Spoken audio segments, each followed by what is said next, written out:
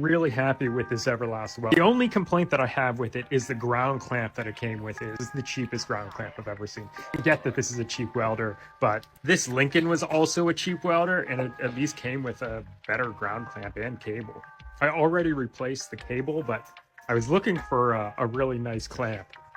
To no surprise, Strong Hand Tools seem to have a really nice option. These are their locking big mouth pliers. It actually has a ratcheting adjustment too, so they open up like 5 inches, but it has a ground strap on it. Just like copper soft jaws. I can't think of what I'll need to ground to this big, but like at least, 3.5-inch exhaust pipe or something. Of course, the lug that I put on the new cable to fit the old clamp is too small. So we'll just cut it off and replace it with a new terminal. Over the years, I've collected tons of hardware, and it really comes in handy at times like this. This ring terminal lug, it just crimps on the end. There's a lot of ways to crimp this. When I worked in car audio, we used hammer crimpers. I don't think they work very well. This type of crimper seems to work pretty good for me.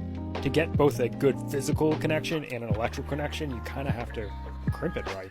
And the hammer crimpers really just pinch the terminal on the cable. I used to fill them with solder to try to make up for that, but this style crimper is just way better. I think I'm gonna have to make another one of these for my TIG machine. Now that's a ground clamp.